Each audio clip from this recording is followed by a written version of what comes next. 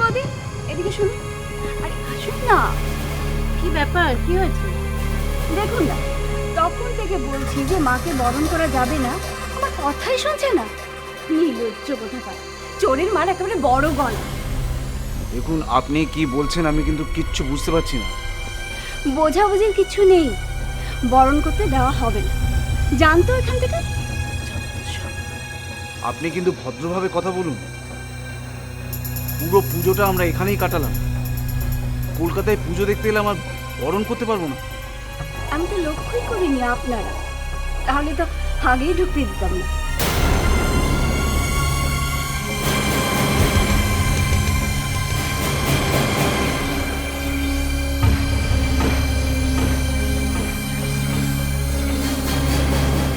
কিন্তু তোর মা কি যে করে না, ভাল লাগে না। বরণ করতে এসে যত ওদিকে যায়। কি হয়েছে? কোনে মাসি, দেখো না, বরণ করতে যাচ্ছি, বরণ করতে দিচ্ছে না, অসভ্যতা করছে। অসভ্যতা মানে? ল্যাঙ্গুয়েজটা ঠিক করতে বলুন। আপনাদের তো বলেই দিয়েছি কোনো অনুষ্ঠানে আপনারা যোগ দিতে পারবেন না। আপনাদের একঘরে করা হয়েছে। তাই নাকি? কারণটা কি? প্রথমত দিনের পর দিন আবাসনের মিটিংয়ে না আসা, আর দ্বিতীয়ত সময় মতন চাঁদা না দেওয়া। তা কত চাঁদা আপনাদের?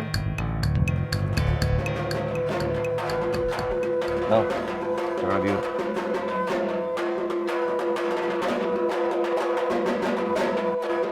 হয়েছে? যাবে বরণ করে।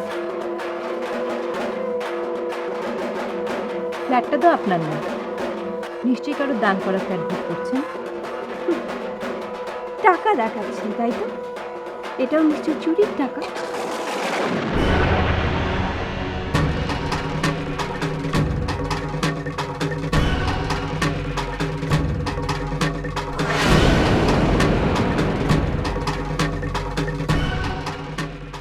ভদ্রভাবে কথা বলুন। কিসের টাকা চুরির কথা বলছে? ওসব কিছু না, তুই তুই যা না, বরণটা করা এখন পরে।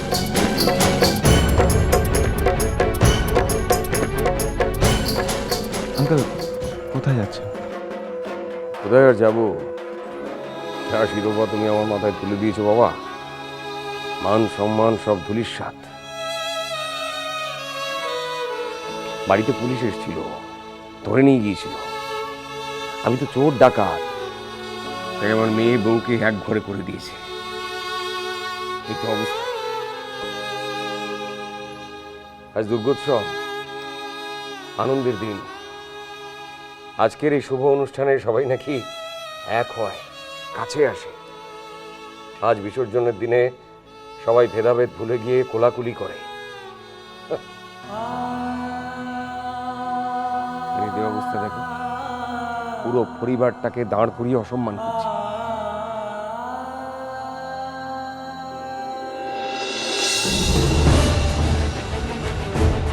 আপনি আপনার মেয়ের সাথে আমার বিয়ে দিতে চেয়েছিলেন, আর আপনার সেটাই জেলাসির কারণ। প্লিজ বরণ করুন, দেখি কি আটকায়। ঢাক বাজাও, বাজাও ঢাক। একদম ঢাক বাজাও না বলে দিচ্ছি। খেলো খেলো, তোমরা সিঁদুর খেলো, বরণ করো। আমি ডাক বাজাচ্ছি। আমি কিন্তু প্রেসিডেন্টের কাছে যাচ্ছি, ঢাক বাজাচ্ছি।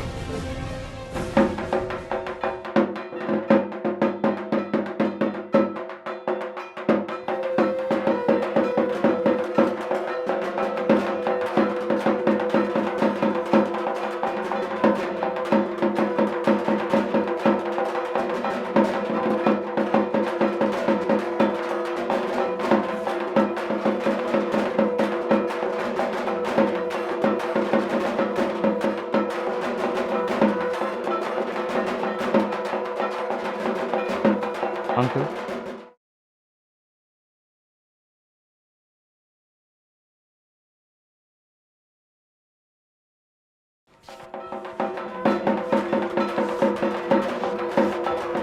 শুভ বিজয় আঙ্কেল। থাক থাক,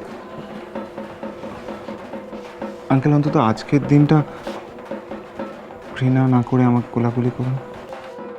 আপনি তো বললেন একটু আগে সব ভেদাভেদ ভুলে কোলাকুলি করতে। প্লিজ।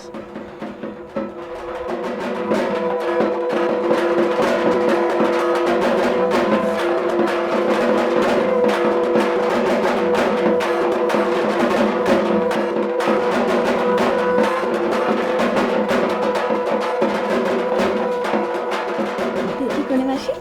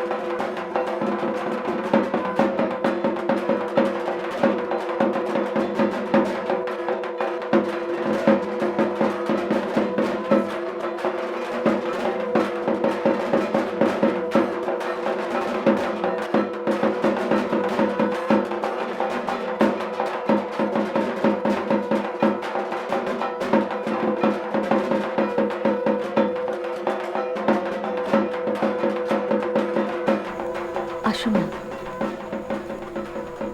আজকের দিনটা তো অন্তত সমস্ত কিছু ভুলে আমাদের মাঝখানে। আফটার অল আপনি তো আমাদের প্রতিবেশী।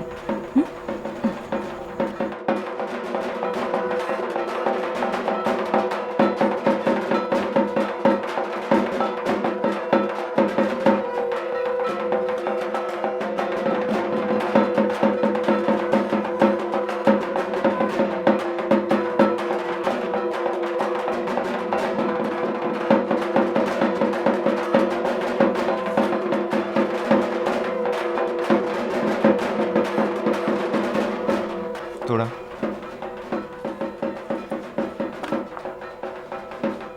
মনে আছে এরকমই একটা দিনে আমি তোমার গলায় হার পরিয়েছিলাম।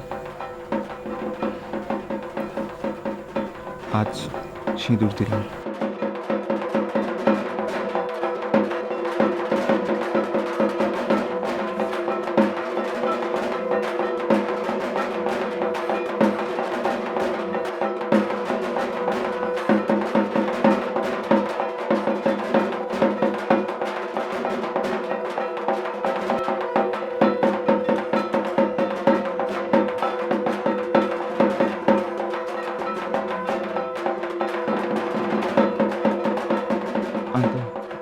একটা কথা বলবো আপনাকে।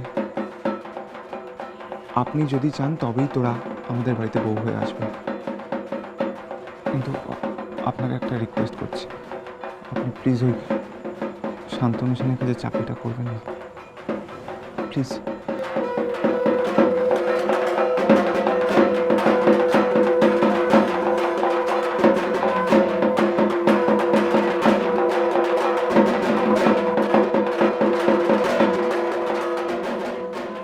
আমি সব বাইরে মেনে নিয়েছি, শুধু একটা কাজ আমি করতে পারি না। আমি আমার মেয়ের শ্বশুর বাড়ির কথায় চাকরি ছাড়তে পারবো না। এত রিয়াক্ট করার কি আছে? এত রিয়াক্ট কেন করবো না রিয়াক্ট? দিনের পর দিন উনি আমাদেরকে যা নয় তাই করছেন, আমাদের অপদস্থ করছেন। এই শোনো, তখন থেকে একই কথা বলে যাচ্ছ। কেন তোমরা আমার বাবাকে অপদস্থ করোনি?